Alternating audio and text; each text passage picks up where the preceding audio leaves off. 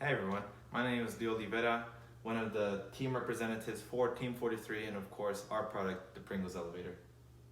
So just a little overview of what we're going to be talking about today. So today is Design Presentation 1, which is pretty much an overview and an update on how our product is developing.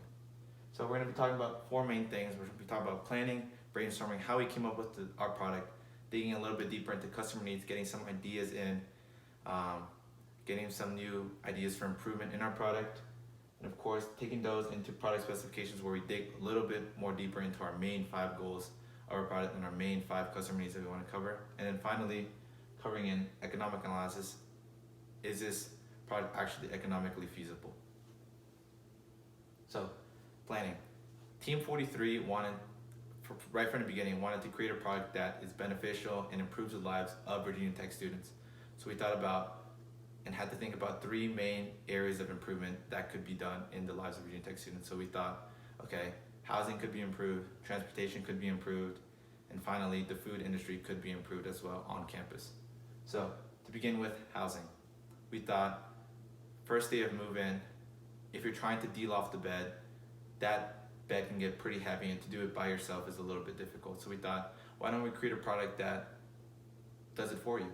Why don't we create a product that holds that bed up while one person is able to swipe out the bottom legs of that bed, and then that product lowers the bed back down on the floor, carries all the heavy lifting, does all the work for the person, and the person doesn't have to risk hurting themselves or doing any heavy lifting on them by themselves. Moving on to more transportation needs. Walking around campus is probably the main form of transportation on campus. But also walking around campus with big bags, walking around campus with supplies or sports supplies or trifolds or stuff like that matter, skateboards, rollerblades, can become a little hassle, especially if you have to take those into classrooms as well. So we thought of a product that, hey, could potentially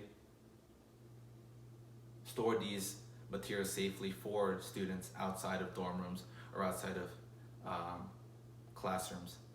And we thought, okay, building more in towards the food industry, being a little bit more specific, especially with Pringles cans, which carry a lot of dimensional constraints in them, especially the diameter of the can, which is a little bit too small. And for someone that's about to finish that can of Pringles, trying to reach all the way into the bottom of the can, can't get their hand stuck in there and then reaching all the way back out, or tipping the can to get those last few chips out, that might become a problem as well. So we thought, why don't we create a product that is able to raise those last few chips on the bottom of the can, raise them up a little bit so the user with maybe a slightly bigger hand doesn't have to reach all the way to the bottom and then all the way out just to get that last few chips. So once we figured out, okay, we want to do and we want to carry forward with the Pringles Elevator, who's our main customer going to be and how is the Pringles Elevator going to be used? So we thought, okay, let's keep it basic. Who would our basic customer be? And we thought, okay, someone that likes to go outside, likes to, of course, go to football games, sports events with friends, hang out with friends, stay inside, maybe watch a movie, and of course has to be studious, being at a university and institute such as Virginia Tech, and likes to snack as well late at night when they're studying or doing some work with their own. So taking that into account, looking into use cases, how would the product be used? So the product would be used in a way that allows the user to attach it safely to the bottom of the can of Pringles, cuts out that bottom can for them, and then using a lever or a wheel or a screw, raises that cutout piece a little bit up the shaft of the Pringles can, and therefore raising those last few chips. And we thought, what issues could arise from these? A deformation in the can that allows the Pringles elevator not to latch onto it, nothing to grab onto, and of course that piece that we're trying to cut out on the bottom can't be cut out. So in that case, in both those cases, the user would have to step in and fix that deformation or get that piece that we're trying to cut out and cut it out all the way themselves. These aren't issues that we foresee happening, but always important to be able to analyze so that once we get to the design product, once we get to the prototyping, we can be able to fix that and anticipate any issues that we might run into.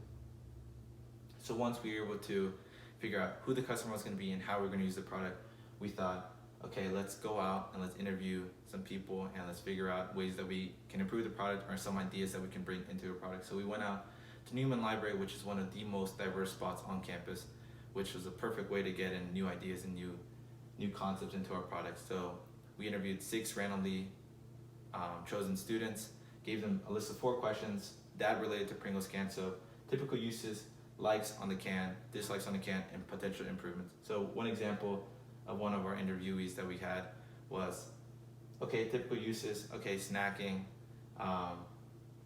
late night snacking, pretty rigid, right? Keeps the chips tight and secure in that can. Likes about it, it's very lightweight, it's not that heavy, doesn't weigh anybody down. Dislikes of it, obviously very hard to get to the bottom of the can and then reach your hand all the way back out, especially wearing a watch, or if you have slightly bigger hands or arms, that becomes an issue as well. Some suggestions were that they would like the can to be a little bit more less awkwardly shaped. So Pringles cans are very circular, they're very rigid, which is a good thing, but they're also very long and they're very awkwardly placed in certain situations. They're not as easy to use as obviously a bag of chips, which is soft, which can fit in most places. So we took all these ideas and all these statements and then interpreted them into ways that we can improve our own product. So we had to figure out, okay, we want to create something that's very lightweight, that's easy to use, that doesn't create many problems for many students. It's rigid, keeps the chips safe in the can, and of course, we want to be able to create something that is of interest to other students. So taking all these account, we came up with a list of customer needs, ways that we could focus on and I guess dial down into ways that we can improve the lives of students and our customers. So right off the bat, just about all of these came from our interviews and that last interview that we went over in the last slide. So chips don't break comes with having the product be rigid. Cans that don't deform also comes in with it being rigid. Lightweight, which is something that was hugely emphasized in our interviews. And of course, easy to install. No one wants a product that is tough to install, tough to use. So all of these culminate into, of course, a more enjoyable eating experience for our customer, and that's our utmost top priority. So being able to get from a big, broad viewpoint and then dial it down, we already get finally a mission statement. So we want to create a product that's straightforward, ergonomic, easy to use, and for all Virginia Tech students who are our main primary markets. And then finally, hopefully, down the line, one of our goals is to branch out into more atmospheres. So maybe faculty, staff, different universities, maybe different products in the food industry as well. So we want to be able to do that as well. Finally, assumptions that we had to make, we wanted to make sure that there was an interest in the product. We wanted to make sure that there was of interest, not just at Virginia Tech, but outside as well for our stakeholders, purchasers, users, distributors, people that are going to be using products, manufacturers, service operators, and of course, us, the designers of the product. And finally, we want to talk about how all this culminates into our Gantt chart, which is pretty much our overview of how the product is going to be broken down into a week-by-week, month-by-month basis. So right now we're about at task 3.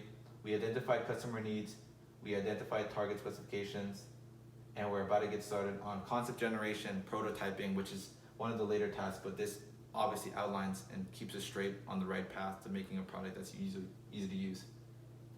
Going back into customer needs, we identified 5 customer needs in our QFD diagram, which is our main source of identifying how we need to improve the product or what can we possibly improve upon in our customers and make their lives a little bit easier. So 5 of our top utmost priorities are easy installation, maintains rigidity, no damage to chip, easier eating experience, and lightweight. So we took all of that and we were able to apply, hey, how can we make money off the product and how can we make sure that it'll be economically feasible. So we have a $10,000 fixed cost each year, and comparing it to other competitors, we have to be able to manufacture the product for $5 and sell it for $15. And once we reach about 10,000 units sold, that's when we'll finally break even.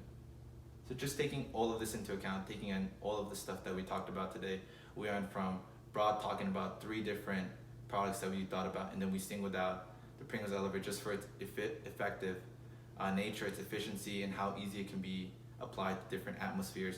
And we looked into mission statements, customer interviews, all of that culminated into finally talking about Gantt charts, our tasks, and obviously, last but not least, economic improvements and then making money off the product. But thank you all for coming, and I'll see you all at DP2.